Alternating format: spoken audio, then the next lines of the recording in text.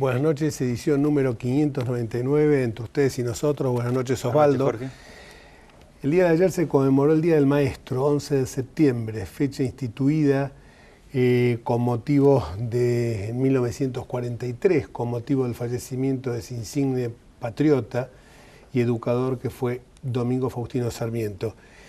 El hecho ocurrió en un congreso en Panamá de directores y ministros de todo el continente, en 1943, nos estamos refiriendo, de todo el continente americano, en el cual se propuso esa fecha justamente como un digno homenaje al ilustre sanjuanino, que más allá de los cargos que ocupó, fue presidente de la República, fue incluso concejal de la Ciudad de Buenos Aires. Él se presentaba siempre con la modestia que lo caracterizaba como un maestro de escuela. Hace muy pocos días me tocó ir a la provincia de San Juan y ahí pude respirar el espíritu que impregna la casa donde nació él y donde doña Paula Albarracín, su madre, le enseñó las primeras letras. Incluso están... ¿El telar famoso? ¿No? El telar famoso está en el yo no medio. Conozco San Juan. Bueno, y hay una foto de él donde está sentado con el libro, con un libro abierto donde ahí está la letra A, la letra Z, la palabra burro, la palabra vaca, sentado, que el escultor que lo diseñó no permite que se ponga dentro de la casa, o sea que está permanentemente a la intemperie, siendo una figura que incluso, como siempre hay barbarie, ha sido objeto de algunos ataques. Y ha sido objeto de algunos ataques por ese progresismo a la violeta que tanto daño le hizo a la vida argentina y sobre todo desde el punto de vista cultural y educativo, que fue en la década despilfarrada, el gobierno de Néstor y de Cristina Fernández, Néstor Kirchner y Cristina Fernández, que vilipendió esa figura en aras de un hipotético revisionismo, la figura de Sarmiento, que quería que la escuela fuera realmente una herramienta de progreso social, era un auténtico progresista, no en el sentido violeta que se le da hoy a la palabra, que fuera una trinchera de la democracia, que fuera la gran igualadora de oportunidades con aquella movilidad social ascendente que tantas veces hemos pregonado de este programa. Y justamente ese revisionismo en algún momento llevó a que cuando el invitado que tengo hoy delante mío, Eugenio Monjó, gracias por venir. Gracias a ustedes por invitarme. Que hoy tiene 32 años, 17 años atrás, en una audiencia pública en la legislatura de la Ciudad de Buenos Aires, encontrándome yo como legislador, él vino a defender, con sus apenas 15 años, alumno del Colegio Nacional de Buenos Aires, vino a defender la posición que no se modificara el nombre de Sarmiento y se le impusiera de Rosas a un tramo de la avenida que linda por un lado con el jardín zoológico y por el otro lado con el predio rural, el predio de la Sociedad Rural Argentina.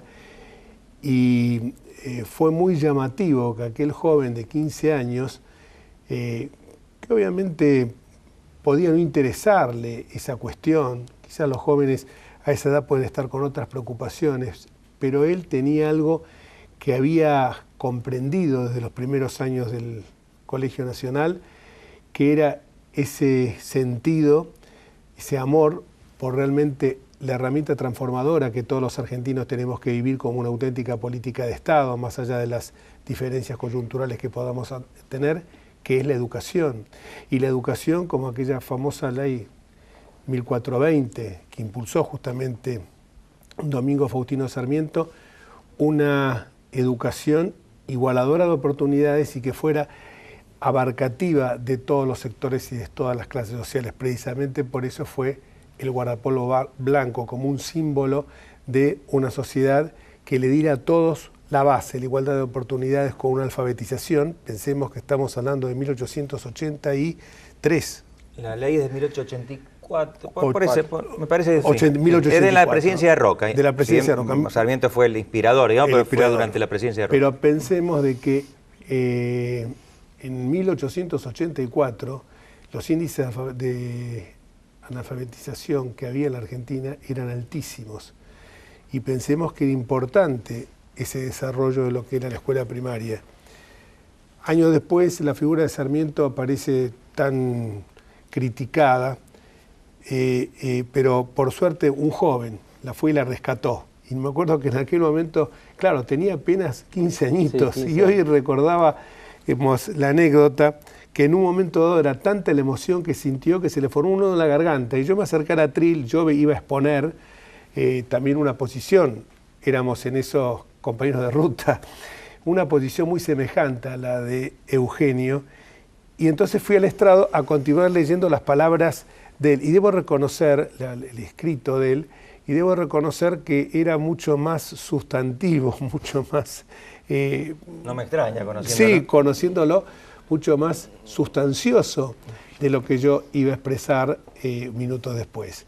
Ahí lo conocí, él se acordaba de aquella anécdota, tenemos que ver la imponencia, lo que es el Salón Dorado, la cantidad de gente que había, pero con una herramienta como la doble lectura, como la audiencia pública, un joven de 15 años, que todavía no está en la edad de votar siquiera, se animara a ir con su papel a decir por qué no quiero que se cambie el nombre de Domingo Faustino. ¿Y qué es lo que te llevó a hacer eso? En realidad había leído en el diario la noticia y vi que había una convocatoria a una audiencia pública que yo realmente no sabía lo que era. Entonces fui a informarme y me dijeron, mirá, te podés anotar, vení el día de la audiencia y vas a hablar. Yo pensé que era ir y hablar entre un grupo de vecinos, levantar la mano, votar, decir algo y listo. Y de golpe entro y me encuentro con toda gente de traje y supuse descendientes de Rosas por un lado, de Sarmiento por el otro. Exacto. Gente así eminente y bueno, ya en el momento en que entré empecé a temblar y no duré mucho y ahí fue que saliste al rescate. Sí, no, pero no hacía falta rescatar, fui simplemente la voz del espíritu sarmientino que te inspiró en ese momento. Acaba de escribir un libro, La mala educación, que es, juntamente con Elena Roffner, que es ¿Qué pasó con la escuela en la Argentina? Y de eso vamos a hablar como un homenaje a Domingo Faustino Sarmiento. Si te parece voy a leer la introducción, porque es bastante... Empezamos sin saberlo a escribir este libro ante el espectáculo deprimente que daban algunos de los adolescentes más privilegiados de la Argentina, en un país con demasiados adolescentes lastimados, al echar a perder lo mejor que varias generaciones les habían dejado. Un colegio con una infraestructura espectacular, con profesores excelentes, con observatorio, pileta de natación y un campo de deportes en Puerto Madero. En nombre de la resistencia a un ataque a la educación pública que nunca ocurrió y para evitar una privatización que nadie buscaba. Nos referimos a la toma del Colegio Nacional de Buenos Aires que tuvo lugar en septiembre de 2013. El hecho de que esos adolescentes los acompañaran sus propios padres nos llenaba de estupor. Estos insólitos Quijotes, con sus piletas y sus observatorios, tenían una contraparte muy real. Todos los chicos pobres de la Argentina que, si tienen suerte, van a la escuela a que les den de comer. Así empieza el libro. Hoy estamos ahora en una situación parecida porque hay otra toma. Hay otra toma. De todas maneras, esa fue un poco más delirante. Sí. Digamos que todas las tomas están mal. Yo sé que para Osvaldo en particular todas están mal. Yo en el libro digo que puede haber una excepción, por ejemplo, si un rector quisiera dejar de hacer que el ingreso fuera por curso de ingreso y fuera por sorteo, por ahí se podría tomar el colegio en modo de protesta, pero bueno. Bueno, como fuera, en ese momento... Pero esa es una protesta... Bueno, tiré un lindo tema en la cancha. Esa es una protesta que está para mejorar la excelencia del colegio o para que se evalúe la meritocracia. Sí. El mérito de cada uno. Difícilmente es con la forma. La forma, no con el fondo. Obvio. Pero bueno, no te quiero interrumpir. Bueno, cuestión que en esa toma, la de 2013, había un grupo de escuelas de la ciudad de Buenos Aires que se veían afectadas por una reforma que buscaba eliminar muchas orientaciones de los últimos años del colegio, entre ellas la de perito mercantil, con el argumento de que hoy esas orientaciones no tienen ninguna utilidad porque nadie va a ir a contratar a un chico porque sea perito mercantil, sino que por ahí va a estudiar a contratar a un estudiante de contabilidad o de administración de empresas. Lo curioso fue que el Buenos Aires fue tomado aun cuando no caía dentro del espectro de esas reformas. Lo mismo que pasa ahora con la actual reforma proyectada. Pasa que ahora la reforma es todavía de mayor escala. Bueno, igual también me parece mal esta toma, pero en ese momento era tan particular y le pasaba tan lejos al Buenos Aires que se veía como una especie de muestra de paternalismo de los propios estudiantes que querían hacerse cargo de la situación de los otros colegios Y entonces tomaron el Buenos Aires como haciendo una especie de elite de las tomas. Los mismos alumnos que aparte van a disputar siempre la calidad de elite del Buenos Aires, ¿no? Pero en ese momento se estaban ellos poniendo a sí mismos como una vanguardia. Y a partir de ahí vos escribiste algún artículo que fue como la génesis de este Claro, libro. ahí escribimos un artículo con Elena Rovner, que es la coautora del libro, que es la verdadera especialista en educación de la dupla, digamos. En el blog Los Trabajos Prácticos, un blog de Willy Raffo, y ese artículo tuvo bastante resonancia, bastante éxito, y así fue que Sudamericana nos dijo, ¿por qué no quieren expandir este tipo de escritos en un libro sobre la educación argentina y sobre el estado de la educación en el kirchnerismo? Nos tomó bastante escribir el libro, empezamos en 2013, 2014, entonces tiene una parte de diagnóstico, una parte más ideológica, de tratar de rastrear el origen de este antisarmientinismo, o de este falso progresismo, como decía Jorge. Después tiene otra parte más sobre la universidad, pero el núcleo del libro es el colegio secundario y el estado actual del colegio secundario en la Argentina. Yo lo estoy leyendo, voy por la mitad, no lo concluí, pero de lo que leí hay una crítica demoledora al kirchnerismo y al progresismo, entre comillas, ¿no? A la Violeta, como yo le digo a la Violeta. Con datos muy elocuentes. Por ejemplo, para algún tema en particular, el rechazo a las pruebas PISA. Sí, eso es uno de los temas. Damos el ejemplo de que las pruebas PISA son unas pruebas estandarizadas que miden el desempeño educativo en distintos países del mundo que voluntariamente aceptan tomar parte en la evaluación. Ningún país es obligado a tomar la prueba, y al revés de lo que pasa en una prueba en un secundario, que si reprobás matemática te vas a marzo, en las pruebas PISA no. Lo único que pasa es que te dan una hoja o un informe con resultados que dicen te fue mal en esto otro. Y hay resultados muy interesantes, como por ejemplo, los chicos que faltaron a la escuela la semana anterior al test, les fue peor que chicos que tienen un año menos de escolarización. O sea que la semana anterior al test tenés que haber ido a la escuela y eso tiene un impacto realmente importante en la evaluación. Bueno, así hay un montón de informes que son útiles para los países como insumo de política educativa, porque los países no toman tantas evaluaciones a nivel nacional. Las escuelas toman evaluaciones, pero los países no tantas. Entonces, PISA, al ser tan global y hacerse todos los años y de un modo tan serio, es muy valioso. Argentina siempre criticó las pruebas PISA en general porque le fue mal, pero mientras las criticó, siguió tomando exámenes estandarizados en sus propios colegios, estas pruebas. No es que empezó a discutir la idea misma de la evaluación. En cambio, Finlandia, que siempre le va bárbaro en las pruebas PISA, no toma casi exámenes en sus escuelas, tienen otros métodos de evaluación, pero sin embargo no discute las pruebas PISA. Es como al revés del pepino, digamos. Ahora, los argumentos es que no se puede estandarizar algo que necesariamente es diverso. Claro. Ustedes lo contestan muy bien. Y eso es una pavada en realidad, porque justamente lo que se estandariza son las cosas que está bien estandarizar, como saber sumar o saber hacer análisis sintáctico o entender un escrito. Vos entiendo que no estandarices cuestiones, no sé, la historia de cada país o cuestiones de dialectos o cosas por el estilo, pero en todos lados se multiplica igual, o se supone que se debería multiplicar igual. Entonces, ¿cuál sería el problema de estandarizar en algo así? Obviamente yo creo que la gente que dice estas cosas, en el momento en que las dice, sabe que no son ciertas y sabe que están siendo falaces, pero bueno, la ideología es muy poderosa y los lleva a sostenerlas a toda costa. Estaban ocultando la realidad educativa de la Argentina, denostando estas pruebas. ¿Y qué otra crítica le haces vos a este paralelismo que intenta en algún momento hacer Sileoni entre la ley 1420 y la ley de educación pública? Bueno, primero que la ley 1420 tuvo un impacto enorme en la Argentina. Argentina hoy es un país alfabetizado y con un sistema de educación primaria que realmente funciona, y yo creo que eso es un legado de lo que dejó Sarmiento, de modo que ya para comparar la nueva ley con esta habría que dejar pasar varias décadas a ver cuál fue el efecto de cada una.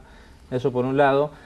Por el otro, la ley 1420 tenía un espíritu muy progresista, muy igualador, equitativo, y sobre todo, digamos, de fomento de la educación pública y de la publicidad de la educación, de que fuera verdaderamente para todos, mientras que la nueva ley tiene, por ejemplo, un artículo, que es el artículo 97, en el cual se dice que no se debe difundir la información, los resultados de calidad educativa, ni por alumno, lo cual es obvio porque no vas a estar escrachando al chico que se fue a marzo en una página de internet. Seguro. Pero sí por escuela. Vos podrías decir, tal escuela tuvo un desempeño... A eso lo consideran peor que... estigmatizante. Claro, eso es estigmatizante, que fue otro de los grandes términos de estos años, ¿no? En lugar de resolver un problema, imputar a la resolución o al planteo mismo del problema como una estigmatización. Entonces, comparar una ley que hizo todo por la educación pública con una que busca ocultar datos, la verdad es que es un poco... Yo a veces me pregunto, y justamente vos sos un claro ejemplo, 32 años... 31. 31, me dijiste 32. 31 años y la manera que se expresa. Hoy vos ves muchos chicos que la edad de él, justamente por la deficiencia de la escuela, que a lo mejor no estimuló la lectura, que a lo mejor no incentivó de alguna manera la preocupación por un conocimiento mayor de las distintas ciencias, tienen un lenguaje muy limitado y por eso apelan a estas muletillas, que en otra época era viste que cada 3 palabras es un bueno, buena, para ver cómo se pueden escapar, porque carecen de un vocabulario fluido, por un lado, y por el otro lado que las adjetivaciones ponen siempre las mismas palabras. Está buenísimo. Incluso más, ¿cómo va? ¿Cómo va? ¿Cómo te va? O sea que se van generando ciertos modismos que son justamente fruto de esa homeopatía que hay en el lenguaje, en la expresión, en la calidad del Está bien que estamos léxico, frente ¿no? a un ejemplo Está excepcional bien, que sale sí, pero de la media. Afortunadamente, yo a veces me encuentro con muchos jóvenes como él, afortunadamente, no son la mayoría, te voy a decir, sobre todo cuando uno los ve en desempeñarse en trabajos, en el sector público y privado, no hay diferencia. Mismo en las facultades, que ven que no ha tenido una preparación así. Y eso es fruto de... ¿Cuántos chicos hoy han leído, terminan el colegio secundario, habiendo leído el Martín Fierro o el Quijote? Díganme. Seguramente, muy poco. Muy pocos. O leen el resumen del Martín Fierro, del Quijote, ¿no? El problema es cómo hacen los maestros para acercarse a chicos que por ahí están en esa situación, porque... A la primaria en Argentina va todo el mundo. Vos abrís una escuela primaria y se llena de chicos. Los padres saben que los chicos tienen que ir a la primaria, a diferencia de otros países en los cuales eso no sucede. En cambio, en el secundario, cuando los chicos ya empiezan a tener más autonomía y pueden tomar la decisión de abandonar el colegio porque se van a ir a trabajar o porque van a ver que hacer eso les puede traer otro resultado más beneficioso a corto plazo. Bueno, ¿cómo haces vos como maestro para seducir a esos chicos y hacer que se queden en el colegio y que terminen el colegio entendiendo que eso es lo que los va a beneficiar? Bueno, una de las críticas que ustedes refutan es la de estos progresistas que dicen que no se puede hablar de que la escuela trae beneficios, puede traer beneficios económicos o éxito en la vida, pues eso estaría mal. Sí, ese creo que es el punto central del libro como idea teórica. Hay un concepto que se llama retornos de la educación, que es la contabilización, digamos, de los beneficios materiales, en principio, que te trae proseguir tu educación. Por ejemplo, ¿qué salario vas a tener si hiciste hasta tercer año del secundario, hasta cuarto, hasta quinto, primer año de la facultad, segundo, tercero, doctorado, etcétera? Ese tipo de cálculo para el progresismo es horrible, dicen que es neoliberal, que es mercantilizar la educación, etcétera. Pero en realidad está comprobado que si vos les explicás eso a los chicos y vos les mostrás cuáles van a ser los beneficios materiales de su educación futura, entonces es más posible que los chicos se queden en la escuela. Porque obviamente los chicos lo que quieren es tener una casa, un auto, poder irse de vacaciones, y los padres cuando mandan a los hijos y cuando les dicen, che, ¿por qué no estudias Derecho en vez de lo que sea? También están pensando en eso. Y decimos en el libro que finalmente la gente a la que no le importa que la educación te vaya a dar un departamento es la que ya tiene un departamento. Claro. Pero el progreso material lleva íncito muchas veces también el desarrollo espiritual, el desarrollo, el cultivarse la persona misma. O sea, nosotros nosotros en el colegio estudiamos, por lo menos, Historia General de América. Vos decías, yo voy a hacer biología, trigonometría, cosmografía. Yo sabía que iba a seguir Derecho. ¿De qué me podía servir eso? Ahora, ¿qué daño me hubieran hecho si en tercer año ya me hubieran enfocado en esa dirección y no hubiera conocido estas otras materias? O que no hubiera sabido botánica, que no hubiera sabido anatomía, que no hubiera sabido... Me hubiera hecho un daño muy grande a mi formación cultural, porque el hombre es todo, el progreso material, pero también el progreso de la realización cultural, llámala espiritual, llámala inmaterial, como quieras llamarla, pero también se forma parte de eso. De hecho, el último libro de Daniel Filmus, nuestro ex ministro de Educación, se llama Educar para el Mercado. ¿Qué es no educar para el mercado? Educar para el desempleo, es algo incomprensible, ¿no? Claro, como lo peyorativo, ¿no? Claro, en otro autor uno podría decir que sí, es una ventaja educar. Sí, o al menos un factor a tener en cuenta, digamos. Claro. Él lo plantea como si fuera el enemigo del pueblo. Se habla mucho del mercantilismo. Sí. Ahora, perdóname. Sí. ¿Y qué ofrecieron? Ya que para el mercado no educaron, ¿qué hicieron? Porque el presupuesto fue enorme y rapidísimo que se nos va el bloque. Pero ¿cuáles fueron los resultados de se esa educación? insistió mucho en el presupuesto del 6%, que igual después Juan Liach descubrió y denunció que en realidad no era tan así, que no había llegado a esa cifra, pero bueno, supongamos que llegó.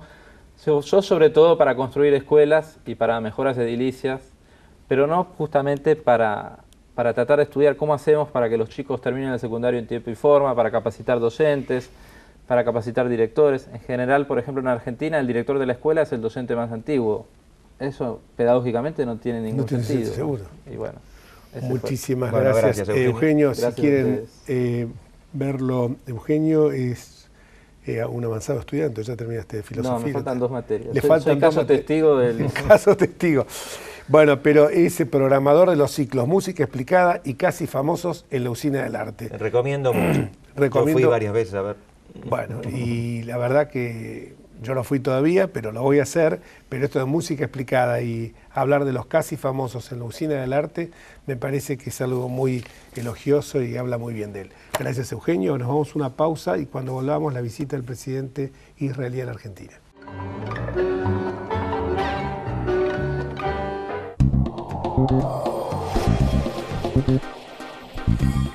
Esta es la bolsa de valores, la de los valores que realmente importan. Un lugar donde se invierte en las acciones que nos hacen crecer como personas. Aquí encontramos a los inversores de la vida. Yo me convertí en inversor de la vida cuando entendí que no me estaba comprando un auto, no. Estaba invirtiendo en conocer lugares nuevos y que no estaba levantando 4 paredes. Invertí en mi propia historia familiar. Empecé a invertir en las cosas que realmente te importan, porque de eso se trata la vida, ¿no? De vivirla. Escribanos en tu ciudad. Nuestro consejo es prevenir problemas. Colegio de Escribanos de la Ciudad de Buenos Aires. Consejo Federal del Notariado Argentino.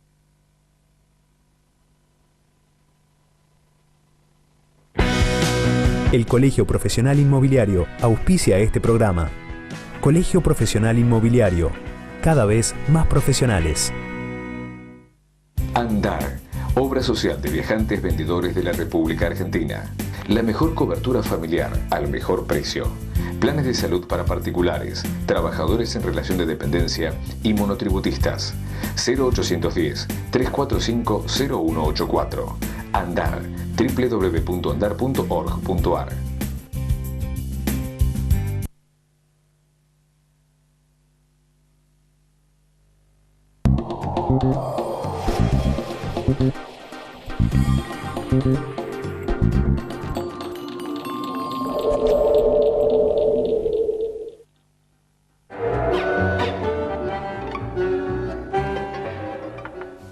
En el bloque anterior estaban pasando una foto, nuestro productor, Juan Pablo Révora, nos indicó, nosotros estábamos tan entusiasmados en la conversación con Eugenio, que no las advertimos. Son fotos para aclarar. Es el monumento que en Boston tiene Domingo Faustino Sarmiento, en una avenida muy importante. Sí, la Commonwealth Avenue. Sí. Donde hemos sacado fotos con distintos atuendos por las distintas épocas del año. Osvaldo Pérez San Martino, Matías Enríquez, que hoy, uno de los productores que hoy tiene ausente, con aviso. Ahí está, ahí se lo ve en este momento. Y ahí se lo ve en ese momento, también con ropa veraniega. Habíamos estado juntos el año pasado. Ahora falta que conoce mucho de Estados Unidos, pero no conoce Boston. Lo tenemos que mandar ahí a Juan Pablo Révora, bueno, para que se saque, nos traiga también la foto. Y está la foto que yo evocaba recién de Sarmiento sentado en la puerta de lo que fue su casa. Ahí está, sí. Ahí está, con el libro que yo señalaba. En las últimas horas, el fiscal Gerardo Polichita solicitó al juez Claudio Bonadío el pedido de declaración indagatoria de Cristina Elizabeth Fernández por encubrimiento en la causa del atentado de la AMIA que el 18 de julio de 1994 costara la vida a 85 personas y que también costara la vida del fiscal Alberto Natalio Nisman. Por lo menos hoy nadie cree la teoría de su suicidio. Hoy queda muy claro que se produjo justamente el día en que iba a denunciar en el Congreso ese encubrimiento con la República Islámica de Irán, y está ya probado que el pacto tuvo su génesis en una reunión que en la ciudad siria de Alepo tuvo el canciller argentino Héctor Timerman, entonces canciller, con su par de iraní, Ali Akbar Salehi. No sabemos cuáles fueron los motivos, si los motivos evocaban un alineamiento con los regímenes populistas y con la República Teocrática de Irán, o si había razones económicas que llevaron a eso. Cualquiera de los dos caminos es igualmente vituperable, es un insulto a la memoria de las 85 personas que murieron en ese atentado, y por supuesto también la pone en una situación tremendamente incómoda a la presidenta de la República. Fue denunciado por un gran periodista que sufrió el escarnio en su hora, que fue José Pepe Eliashev, egresado también de nuestro querido Nacional, porque él es el primero que señala aquel encuentro en la ciudad siria de Alepo. Las hipótesis que Alberto Natalio Nisman tenía se están confirmando. Y hay que aclarar de que esto es motivo también de un recurso que interpuso la AMIA, que fue, por cierto, resuelto con el voto favorable de dos camaristas, de Mario Borinsky y de Gustavo Hornos. Se encuentra el presidente Netanyahu en la Argentina. Sí, el presidente, no, el canciller, el primer ministro. Es la primera vez que un primer ministro en funciones de Israel visita la Argentina. Es una, digamos, ahí vemos las fotos. Bueno, de lo que vos contabas recién, sucedió hace muy pocos años, a esta foto que estamos viendo ahora, se muestra la distancia entre la Argentina que vivíamos y la actual, con todas sus dificultades, pero es una Argentina digamos, que está dentro de la civilización occidental, democrática, y no con alianzas extrañísimas como las que entonces forjó la señora de Kirchner. Así que eso solo es una enorme ventaja actual. Se firmaron acuerdos de cooperación, la transferencia a Israel de más de 139.000 documentos que tuvieron lugar durante la Segunda Guerra Mundial, antes y después, para una comprensión más profunda del holocausto que la República de Irán negó sistemáticamente. Y nosotros nos vamos sabiendo que por lo menos hoy la Argentina, por lo menos, nada más y nada menos, que hoy la Argentina está recuperando su papel principal en el concierto de las naciones. Hasta el próximo martes, si Dios quiere. Chao.